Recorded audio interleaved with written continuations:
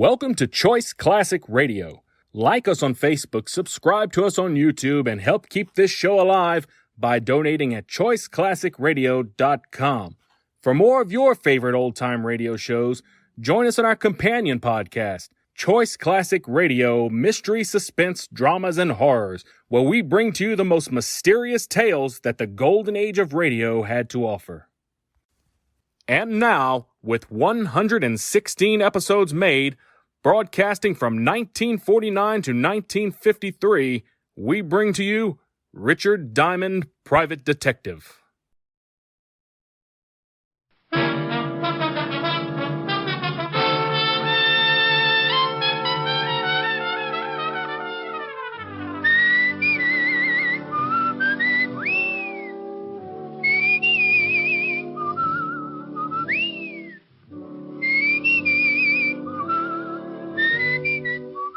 The National Broadcasting Company presents Dick Powell as Richard Diamond, Private Detective.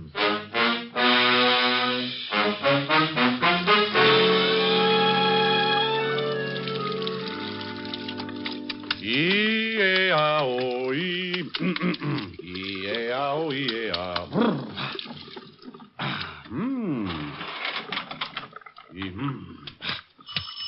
Oh, swell. Hold everything. I'll be right there. Okay. Just let me get a robe on. Coming. Yes.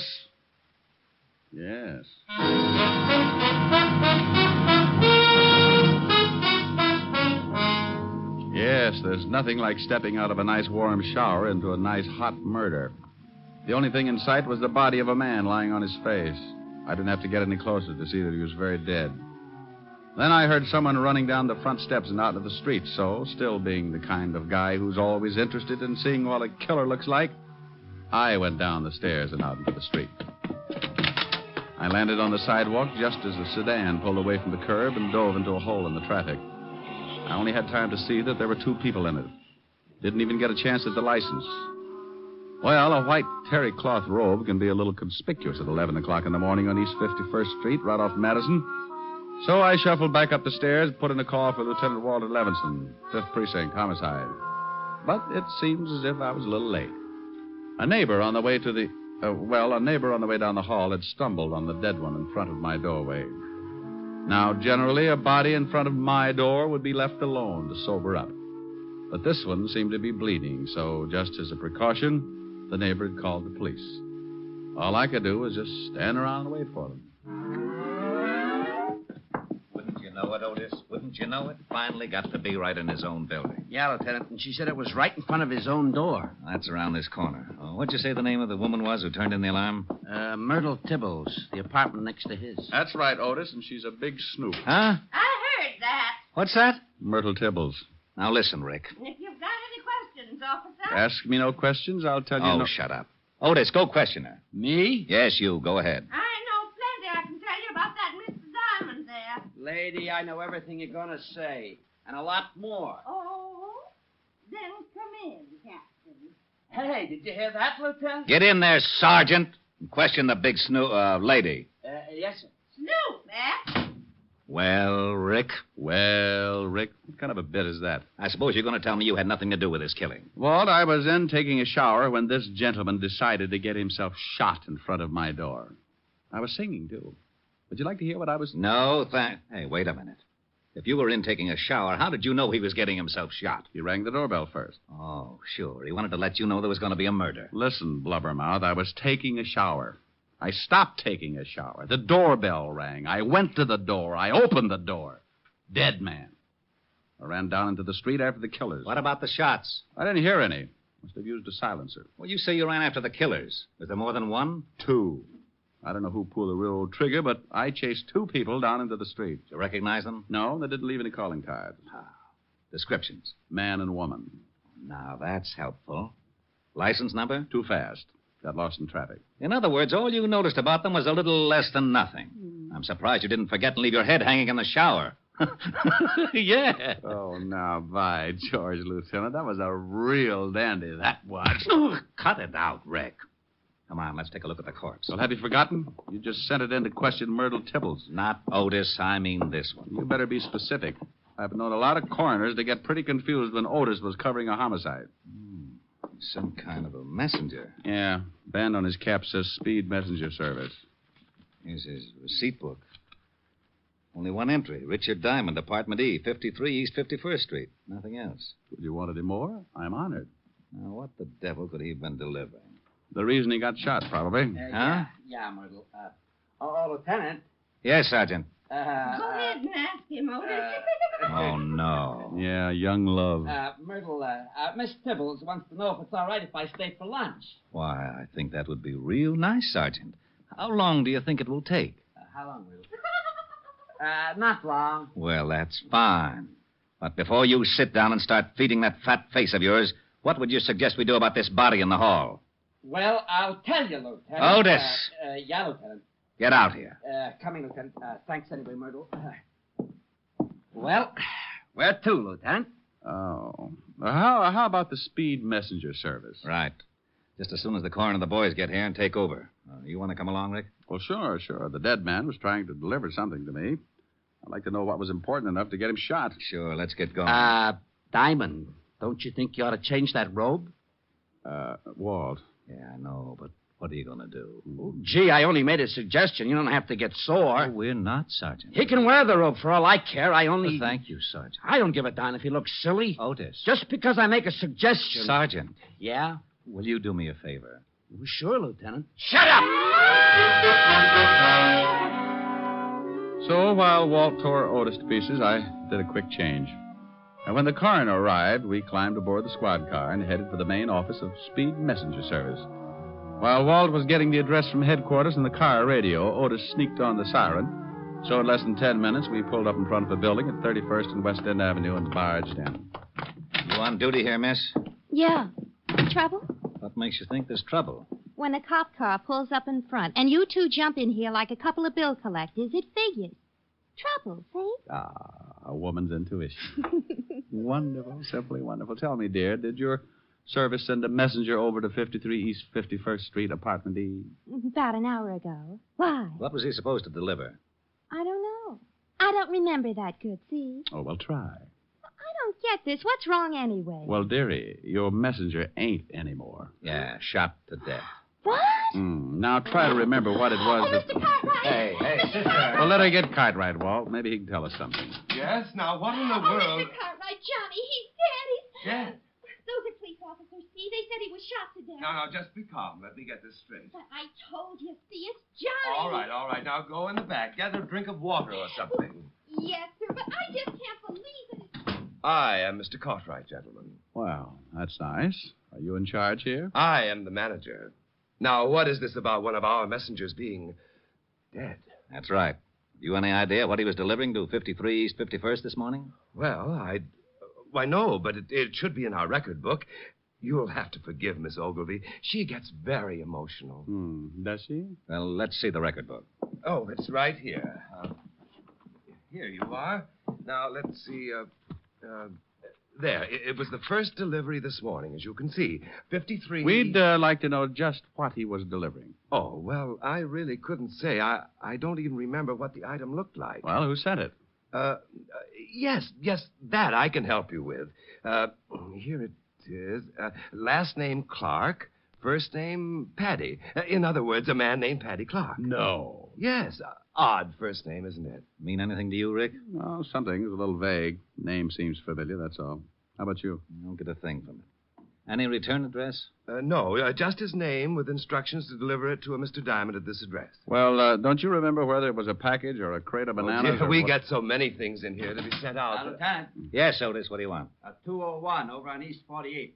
Thought you might like to know. You better take off, Walt. 201's your department. Fine. 2 homicides in one morning. I'll finish checking here and go over to my office. You can get in touch with me there. Okay. Come on, Otis, let's go. Lieutenant. Yeah, you can use the siren. My, you officers certainly are busy, aren't you? Yes, we officers sure are. Now, how'd you like to trot out that girl again? Maybe she's calmed down a bit. Oh, certainly. Certainly. Feel any better, Miss Ogilvy? Oh, yes, sir, much better. This gentleman would like to ask you a few more questions. Oh, sure. If you're through with me, officer, I have some... You work- go right ahead. Go on. We'll get along all right alone. Won't be beautiful. Honest, dearie, I can't help you a bit. I don't know nothing. Oh, sure you do. Weren't you here when this Paddy Clark came in? Honest, I don't remember, but...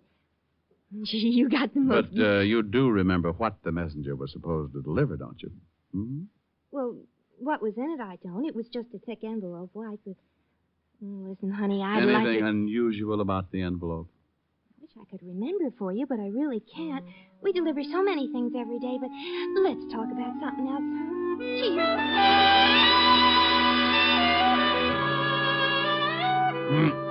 Well, after all, there was no reason in the world why she should remember one particular envelope, so, making like a good cop for Walt's sake, I scribbled down her name and address. Then headed for my office at the corner of 51st and Broadway. I stopped in the lobby for my morning supply of cigarettes and was about to step in the elevator when a big fat hunch, that's right, hunch, grabbed me by the arm and turned me back into the direction of the tobacco shop. That's the place I've been stopping at every morning for the last 6 years. And it was run by a little guy with a twitch in his right eye. A little twitch and a last name Clark. And a first name Paddy. Back for something else, Mr. Diamond? Yeah, Max. Where's Paddy?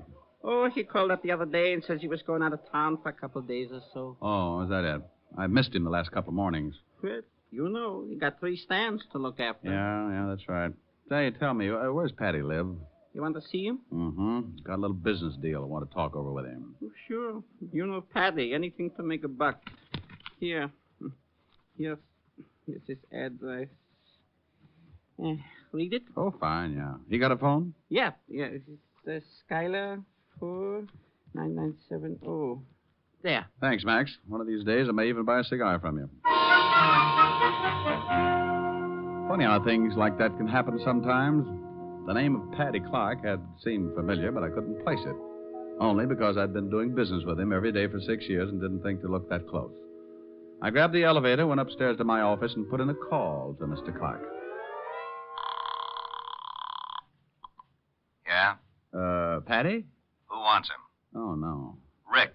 Hello, Walter. What's new? You know perfectly well what's new. What do you think I'm doing over here? Well, now, let me guess.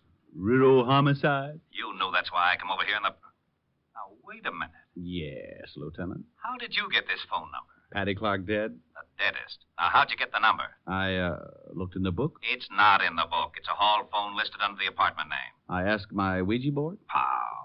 Okay, Groucho. Paddy Clark owns a cigar store in my building. Well, why under the sun didn't you tell me that in the first place? You said you didn't know him. I said the name was vaguely familiar. All right. How was Paddy killed? Shot. Coroner's on his way. Look, I'm not far from your office. I'll be over as soon as he gets here. I'll have a candle in the window. Bye. To the happy people.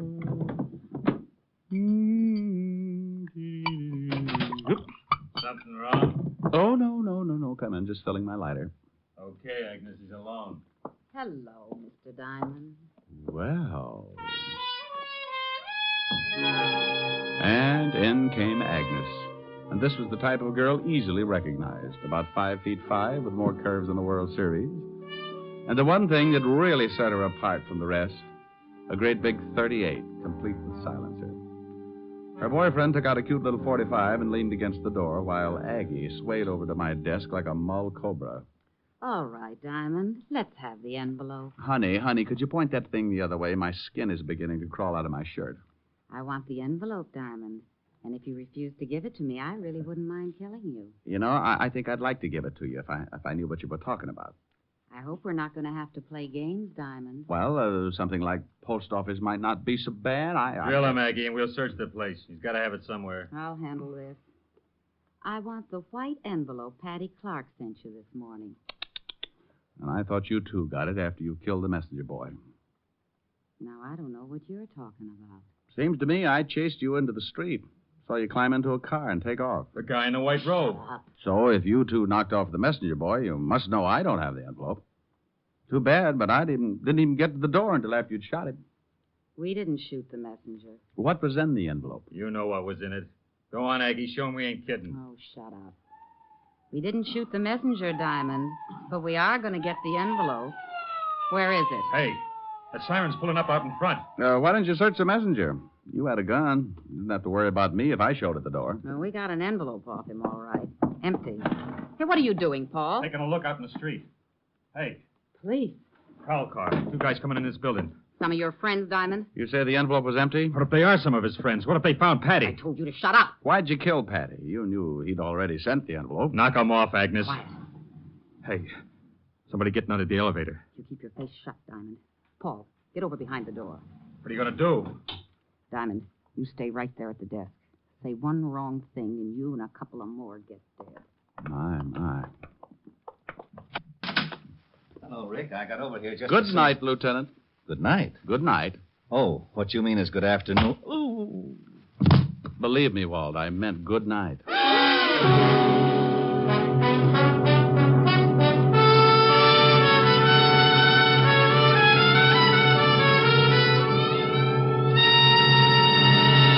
NBC is bringing you Richard Diamond, Private Detective, starring Dick Powell.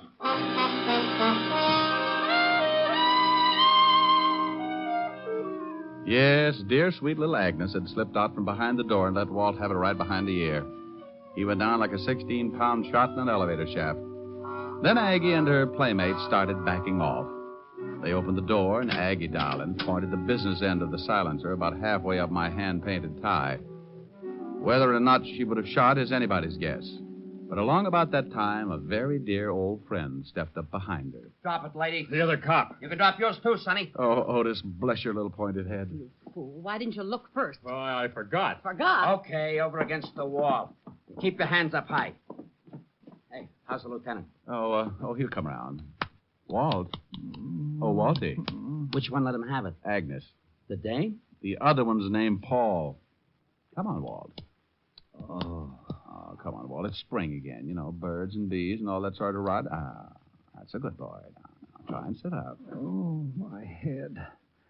What happened? What happened? Oh, no. Walt, you've been crowned queen of the 5th Precinct. Who did it? No, don't look at Otis.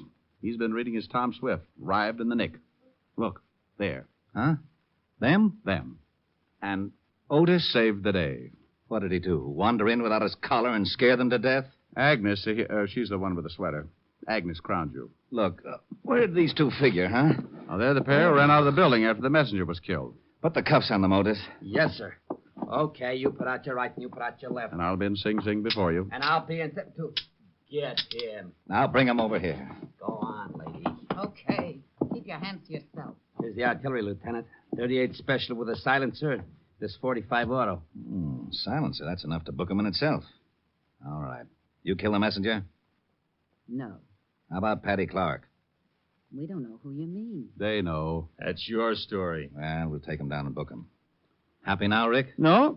How about I know who has the envelope? What's in it? Envelope? Yeah. The girl at the messenger service finally remembered. Come on, let's take these two down to headquarters.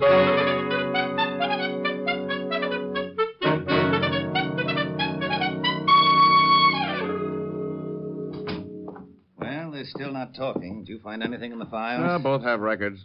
Guy's Paul Barrows. Agnes is his wife. One conviction apiece, May 1938, suspicion of passing counterfeit money. Uh-huh. Convicted, did time, parole. Oh, you got a fresh address on him? They've been living in Flatbush. Otis went over with some of the boys to check. Good. And here's some fancy news. Just yesterday, the FBI started watching all of Paddy's cigar stores as possible fences for phony money. Yeah? Well, then it ties. Come on, I want to take a look at Paddy Clark's room.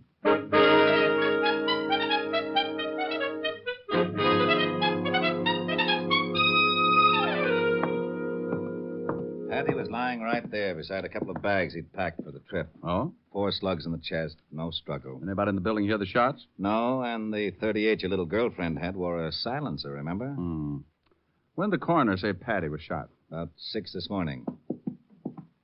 What's that? Oh, a little address book. Paddy must have used the speed messenger service more than once. Look, see here? Here's the address and phone number. Now, Walt, let's go over and take a look at Agnes and Paul Barrow's place in Flatbush. See what Otis has found out.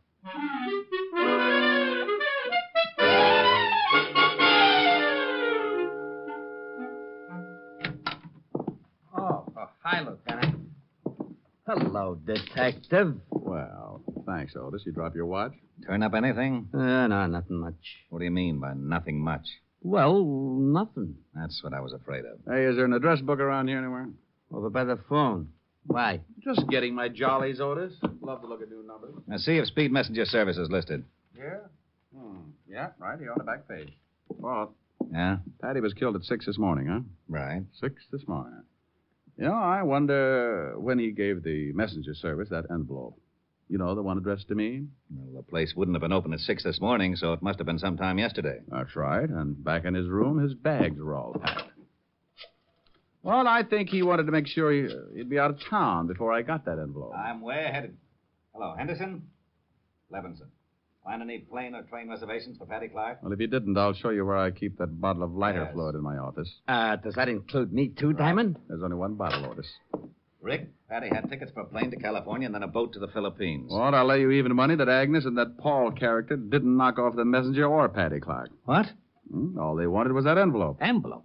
That's why they came after me, and Paddy didn't have it. No? Then who has? Otis, stop sneaking up. Now, Rick, what about the counterfeiting angle? Otis, go over and check on the Speed Messenger Service. See if anybody could have pilfered that envelope and put another in its place or something. And be sure to call me. Why don't we do that? On account of we're going back to the precinct and talk to Agnes Barrows.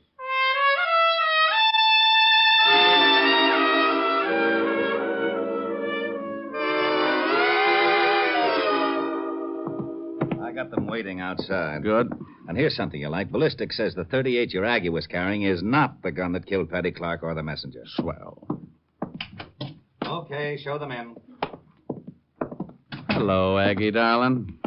I'm sorry I didn't shoot a hole in your head. Isn't she a doll? What do you want out of us? We ain't got nothing to say. We'll see. Now, we know that Paddy Clark was fencing counterfeit money for you two. Now, ain't that peachy? Mm-hmm. Walt, get the phone. Yeah. Hello?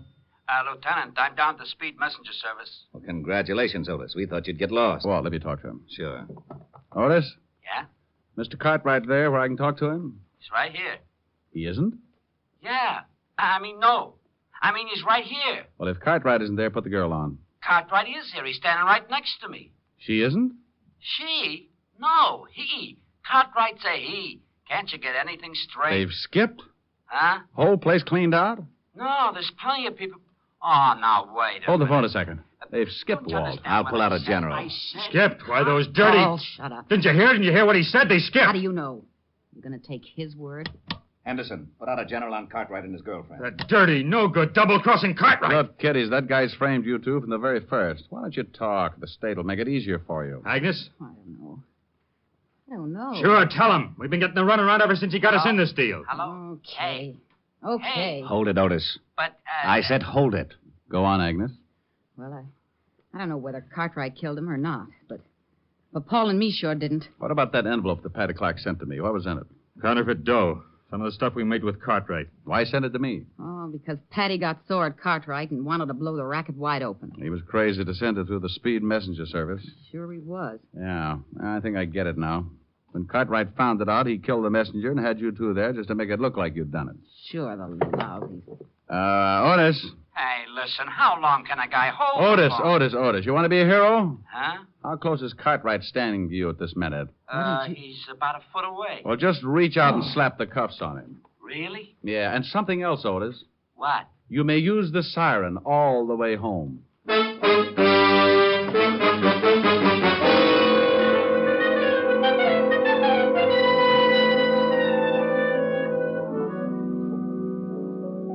Oh, Rick, it's nice to have you here with your face in one piece. Yeah, lucky, ain't I? That's pretty. Why don't you sing it? Well, Oh, no. Let me get it. It's got to be Walt. Yeah? Rick, I just wanted to let you know that Cartwright was behind the whole setup. Printed the stuff right down the basement of the Speed Messenger Service. Rick? Harold Abernacher speaking. Owner of the largest hog ranch this side of Little Rock. You don't say. Sure did. What's the matter? You need an ear horn or something? Rick, so help me if you don't stop this. Our name's Harold, Bud. Harold. That's it. That's my name. Now, you just hang on and let you mash your molars with the missus. I don't want to mash my molars with a missus. I want to She talk talks to you. louder than I do. Used to call the hogs herself, you know. Lula Bell? Lula Bell. Howdy. Having trouble with your hearing, huh? Now, Helen, listen. Calling me Harold? No, friend. My name's Lulu Bell. Maybe you got the same trouble like my Uncle Zeke. He used to stick a plug of tobacco in his ear overnight and always forgot it. Oh, my gosh. Yeah, we thought he was plumb deaf till I started calling the hogs and it shook the tobacco loose. Now, you just relax and I'll unplug you. Oh, this is ridiculous. Work for Uncle Zeke. Hold on to your teeth. Find any loose tobacco? He hung up. Give me the phone. Good old Walt. I'll write him out of his mind. 5th Precinct, Lieutenant Levinson. Walt? Oh, no. Now, you listen to Well, me. don't get loud with me, Grouchy. I just called up to find out what happened on the case. Huh? Now, look, I just Well, told if you don't want to tell me, okay, be a sorehead. I'm not going through that apple knocker routine again. What are you talking about? Lulabelle called Otis all the way in from a stakeout in Flatbush. Look, I don't know what you're talking about. If you don't want to keep me in on the know, just forget it. Gosh, What's the matter now? maybe I did have the wrong number. What a bunch of idiots. Okay, so you had the wrong number. What about the case? Oh, yeah. Well, it seems that Cartwright Here, was Helen, really hold the this. one behind the whole setup. Killed Paddy Clark. Barrows, his wife. We've got to stay with the happy people. Have your fun, live in the land of joy.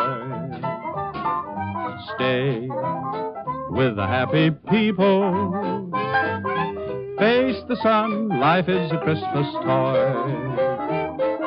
Down through the endless ages, tears have been contagious. And take it from me that misery is looking around for company. So stay with the happy people. Don't wrinkle your brow, it's strictly out of style. Just stay with the people who love to wear a smile. Helen, is Walt still talking? Wait a minute, That guy Oscar. really had blood on his hands. He's been cleaning up Yeah, in that he's counterfeit still racket talking. for years. Well, might as well sing another chorus. We've got to stay with the happy people. Have your fun, live in the land of joy. Stay with the happy people. Face the sun, life is a Christmas toy. Down through the endless ages, tears have been contagious. And take it from me that misery is looking around for company. So stay with the happy people. Don't wrinkle your brow, it's strictly out of style. Just stay with people who love to wear a smile. Arrived at, Otis says there must have been more than 100,000 in phony bills. We got the plates and everything. You don't say. Yeah, that just about ties it up. Well, Walt, I'm sure glad to have heard all that. Oh, wait a minute. Someone wants to say hello to you. Oh, yeah?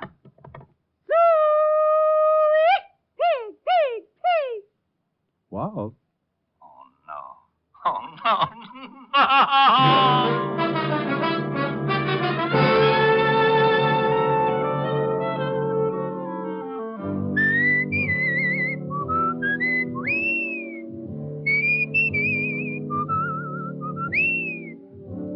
You have just heard Richard Diamond, Private Detective, starring Dick Powell. Lieutenant Levinson was played by Ed Begley. Also in the cast were Virginia Del Valle, Wilms Herbert, Lucille Meredith, Michael Ann Barrett, Carlton Young, and Frank Gerstle. Music was under the direction of Frank Worth. Tonight's show was written by Blake Edwards, and the entire production was under the direction of Jack Johnstone. Dick Powell currently may be seen in the motion picture version of the best-selling novel, Mrs. Mike. There's more thrill-packed listening for you throughout the week when NBC presents other great adventure mystery dramas. Night Beat and Dangerous Assignment are two action-filled shows you'll want to make a steady date with every Monday night over most of these NBC stations. Yes, on Monday, travel the Night Beat of the Chicago Star with newsman Randy Stone. There's poignant adventure as Randy searches the city at night for an unusual and intriguing story. Also on Monday, join Brian Donlevy in Dangerous Assignment. As Steve Mitchell, soldier of fortune, Donlevy journeys to the corners of the earth in search of adventure, fortune, and fair play. Yes, now on Monday, hear two great adventure mystery programs, Night Beat and Dangerous Assignment, on NBC. This is Eddie King inviting you to be with us next Wednesday at this same time, when we will again bring you Dick Powell as Richard Diamond, Private Detective.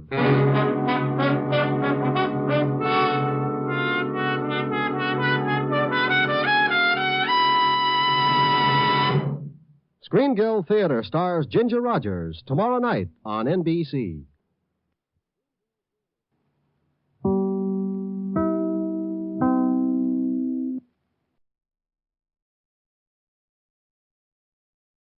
That concludes today's episode. We'd like to thank you and remind you to donate at choiceclassicradio.com. Remember, your donations make episodes like this possible.